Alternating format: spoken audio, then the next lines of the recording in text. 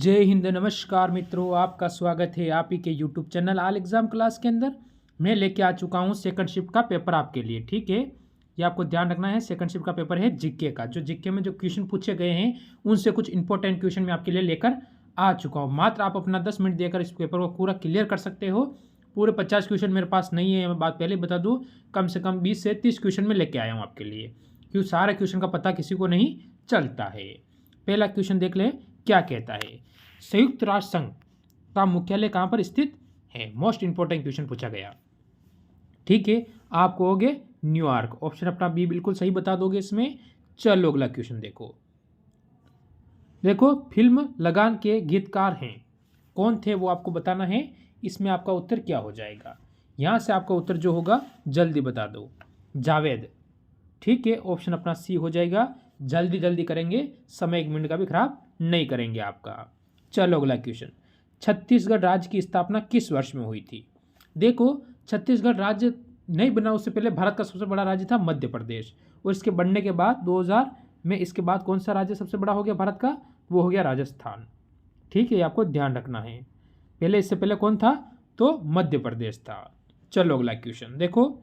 संयुक्त राष्ट्र संघ में सुरक्षा परिषद की स्थायी सदस्यों की संख्या है कितनी है। 4, 5, 6 या 7, ये आपसे पूछा गया है। कोई ज़्यादा टफ क्वेश्चन नहीं पूछा गया है, तो आप बताओगे। इसमें बी हमारा बिल्कुल सही हो जाएगा। ठीक है बच्चों, चलो अगला क्वेश्चन देखो। महावीर का जन्म कब हुआ था, तो आप कहोगे 540 ईसा पूर्व किस स्थान पर हुआ था। देखो, 2 क्वेश्चन क्लियर होते, कहाँ हुआ था, सॉरी कब हुआ था, तो आप कहोगे 540 ईसा पूर्व हुआ था। अब आपसे पूछा गया कहाँ पर हुआ था, उस स्थान का नाम बताना है। आप बताओगे वैशाली। ठीक है, वैशाली, यानी ऑप्शन आपका ए बिल्कुल सही और सटीक इसमें बन जाता है। चलो अगला क्वेश्चन। सांची के स्तूप का निर्माण किसने करवाया था। क्योंकि एनालिसिस हम स्पीड से ही करते हैं। ठीक है, तो आपका इसमें क्वेश्चन क्या होगा कि सांची के स्तूप का निर्माण किसने करवाया था। तो आप क्या कहोगे, समुद्रगुप्त, चंद्रगुप्त, अशोक या ठीक है स्कंदगुप्त। तो इसमें हमारा उत्तर क्या हो जाएगा, हमारा उत्तर हो जाएगा अशोक। जो महान शासक हुआ था, उसने कब एक भयंकर युद्ध लड़ा था, वो लड़ा था 261 ईसा पूर्व। वो कौन सा युद्ध था, कलिंग का युद्ध। ठीक है, चलो अगला क्वेश्चन। कबीर किसके शिष्य थे। जो कबीर थे वो किसके शिष्य थे आपसे पूछा गया, तो वो होंगे किसके, गुरु नानक के, रामानुजन के, शंकराचार्य के या रामानंद के। तो इसमें आपका उत्तर क्या होगा, रामानंद। ठीक है, ऑप्शन आपका यहाँ से डी हो जाएगा। क्या हो जाएगा, डी हो जाएगा।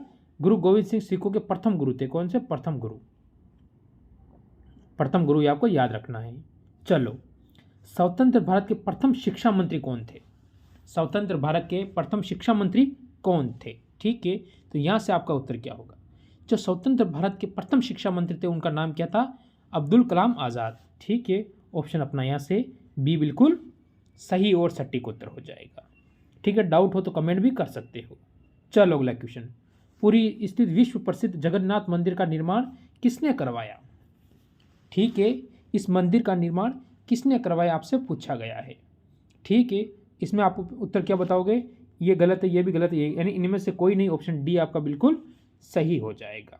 ठीक है, चलो अगला क्वेश्चन। हजरत नियाउद्दीन औलिया की दरगाह कहाँ स्थित है। अलीगढ़, रुड्डी या दिल्ली या फिर अजमेर। अजमेर में किसकी है, ख्वाजा मोइनुद्दीन चिश्ती की हो जाएगी। ठीक है, चिश्ती की दरगाह है, ये आपको ध्यान रखना है। तो यहाँ पर आपका हो जाएगा दिल्ली। ऑप्शन नंबर सी बिल्कुल सही हो जाएगा। चलो, ये क्वेश्चन हो चुका है। अगला क्वेश्चन। 2 स्थानों के देशांतर के बीच में 1 डिग्री का, ठीक है, अंतर होने पर उसके समय में मिनट में कितना अंतर होता है। 1 डिग्री में कितना अंतर होता है, आप कहोगे 4 मिनट। ऑप्शन आपका बी हो जाएगा, क्योंकि समय नहीं खराब करेंगे। चलो अगला क्वेश्चन। भारत का लगभग पूरा क्षेत्र किस गोलांतर पर स्थित है। पूरा क्षेत्र किस गोलांतर पर स्थित है भारत का, तो आप क्या कहोगे इसमें, आप कहोगे उत्तरी पूर्वी गोलार्ध में स्थित है। भारत की जो पृथ्वी है यहाँ पर उत्तरी पूर्वी गोलार्ध में भारत का पूरा स्थित है, आपको ध्यान रखना है। चलो, इंडिया विजन फ्रीडम के लेखक कौन है, इनमें से कौन है ये बताना आपको। तो यहाँ से आपका उत्तर क्या होगा, ऑप्शन डी इसमें से कोई नहीं है। ठीक है, ऑप्शन डी हो जाएगा आपका सही। चलो अगला क्वेश्चन। निम्नलिखित में से कौन सा जयपुर का ऐतिहासिक महल नहीं है। देखो हवा महल जयपुर में है, सभी को पता है। जयगढ़ फोर्ट्स है, जोधाबाई पैलेस ये भी मिल जाएगा आपको। फिर क्या नहीं मिलेगा आपको, कनक वृंदावन। ऑप्शन बी आपका इसमें बिल्कुल सही हो जाएगा। तीनों याद कर ले, तीनों ही जयपुर के हैं। ठीक है, इससे आपका क्या है, क्वेश्चन क्लियर होते रहते हैं साथ साथ में, जिससे कि आपको पेपर में आसानी होती है। चलो, निम्नलिखित में से किस उर्दू भाषा का प्रथम ज्ञानपीठ पुरस्कार मिला? कौन सा ऐसा है जिसे उर्दू भाषा का सर्वप्रथम ज्ञानपीठ पुरस्कार दिया गया था? तो आप इसमें कौन सा बताओगे जल्दी से। ठीक है, यहाँ से आपका उत्तर क्या हो जाएगा, जल्दी आपका क्या होगा, यहाँ से जल्दी बता दो इसमें।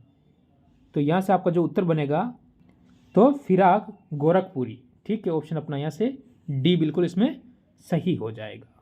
चलो अगला क्वेश्चन, अर्जुन पुरस्कार किस क्षेत्र में दिया जाता है? अर्जुन पुरस्कार दिया जाता है वो किस क्षेत्र में दिया जाता है? खेल, सिनेमा, रक्षा या पत्रकारिता? किस क्षेत्र में दिया जाता है अर्जुन पुरस्कार, ये आपसे पूछा गया है। तो आप सभी बताओगे ये खेल क्षेत्र में, यानी ऑप्शन आपका ए हो जाएगा। चलो अगला क्वेश्चन देखो, भारत में प्रथम आम चुनाव किस वर्ष संपन्न हुए थे? भारत में प्रथम वर्ष आम चुनाव किस वर्ष में संपन्न हुए थे? तो इसमें हमारा उत्तर क्या होगा, हमारा उत्तर हो जाएगा इसमें 1952 के अंदर संपन्न हुए थे।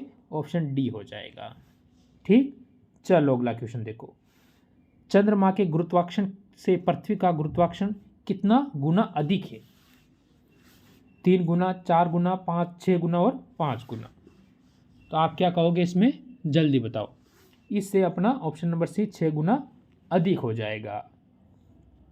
चलो, सूर्य सदैव पूर्व से निकलता है क्यों? ये आपसे पूछा गया है। सूर्य सदा पूर्व से ही क्यों निकलता है, इसका क्या कारण है? ठीक है, इसका कारण आपको बताना है। तो यहाँ से आपका उत्तर क्या होगा? ठीक है, तो आपका उत्तर होगा पृथ्वी पश्चिम से पूर्व की ओर क्या करती है, घूमती रहती है। ऑप्शन अपना यहाँ से बी हो जाएगा। ठीक है, ये आपको ध्यान रखना है। चलो अगला क्वेश्चन, जनसंख्या घनत्व कहलाता है, क्या कहलाता है जनसंख्या घनत्व? यह आपसे पूछा गया है। ठीक है, तो आपका उत्तर यहाँ पर क्या होगा? तो आपका उत्तर होगा कि प्रति किलोमीटर मनुष्यों की संख्या, यानी 1 किलोमीटर पर कितनी मनुष्यों की संख्या है, वही क्या कहलाता है, जनसंख्या घनत्व कहलाता है। ऑप्शन बी हो जाएगा। ठीक, चलो अगला क्वेश्चन, 9वीं पंचवर्षीय योजना किस वर्ष खत्म हुई थी? खत्म होने का वर्ष पूछा गया आपसे कि 9वीं पंचवर्षीय योजना किस वर्ष में खत्म हुई थी। ठीक है, तो इसमें आपका उत्तर होगा कि ये 2002 में खत्म हुई थी। कब हुई थी? 2002, ऑप्शन सी हो जाएगा। चलो अगला क्वेश्चन, व्यापार के लिए भारत आने वाले प्रथम यूरोपीय कौन थे? व्यापार के लिए जो भारत आए थे वो प्रथम यूरोपीय कौन थे? फारसी, फ्रांसीसी, पुर्तगाली, डच या अंग्रेज? तो आप कहोगे कि हम कौन थे, वो पुर्तगाली थे, जो वास्को डी गामा आया था भारत में 1498 में। ठीक, चलो देखो, डायनासोर लुप्त हैं हुए थे, तो कब हुए थे, कौन से काल में हुए थे, आपसे पूछा है कौन से युग में। ठीक है, काल युग जो भी है वो बताना है आपको। तो यहाँ से आपका उत्तर क्या हो जाएगा? ठीक है, तो जुरासिक युग में। ऑप्शन आपका सी हो जाएगा इसमें। चलो देखो, अगला क्वेश्चन आपके लिए मोस्ट इंपॉर्टेंट होता है पेपर की दृष्टि से। देखो, तारिक मुबारक शाह का लेखक अहिया सरहिंद निम्नलिखित में से किसके शासनकाल में था? किसके शासनकाल में था? लोदी, सैयद, तुगलक या खिलजी? तो इसमें आपका उत्तर क्या होगा? सैयद, यानी ऑप्शन आपका बी बिल्कुल सही हो जाएगा। चलो, ऋग्वेद निम्नलिखित में से किस नदी का उल्लेख नहीं है? ऋग्वेद में निम्न में से कौन सी नदी का उल्लेख नहीं है? तो आप कहोगे रावी का उल्लेख नहीं होता है ऋग्वेद के अंदर। चलो, गांधी जी के अर्धनग्न फकीर, गांधी जी को अर्धनग्न फकीर किसने कहा था? ठीक है, स्पीड से बोल रहा हूँ तो कहीं गलती हो जाए माफ़ करना, क्योंकि स्पीड से जल्दी करवा रहा हूँ। तो आप ये क्वेश्चन मेरे को कमेंट करके बताओगे कि किसने कहा था गांधी जी को अर्धनग्न फकीर। चलो, निम्नलिखित में से अश्वमेध यज्ञ का आयोजन किसने किया था? अजातशत्रु, अशोक, समुद्रगुप्त या चंद्रगुप्त? ये तो हो ही नहीं सकता। ठीक है, क्योंकि पिता को मार के शासन बैठा, वो क्या अश्वमेध यज्ञ करवाएगा? तो आपका उत्तर इसमें क्या होगा? आपका उत्तर होगा समुद्रगुप्त, ऑप्शन सी हो जाएगा। चलो 29वां क्वेश्चन, तुगलक वंश का अंतिम शासक कौन था? तुगलक वंश का अंतिम शासक आपसे पूछा गया है। यहाँ से आपका उत्तर क्या होगा? इनमें से कोई नहीं है, ऑप्शन डी हो जाएगा आपका। चलो आज का लास्ट अंतिम क्वेश्चन यही करवाऊंगा, बाकी 20 क्वेश्चन को मेरे को जानकारी नहीं थी। योजना आयोग का पदेध्यक्ष होता है, कौन होता है? प्रधानमंत्री, राष्ट्रपति, उपराष्ट्रपति या इनमें से कोई नहीं? तो इसमें आप कहोगे ऑप्शन नंबर ए, प्रधानमंत्री हो जाता है। ठीक है, अच्छी लगी हो सभी लाइक करेंगे, साथ में जुड़े रहेंगे। सभी भाइयों को मेरी तरफ से जय हिंद, जय भारत।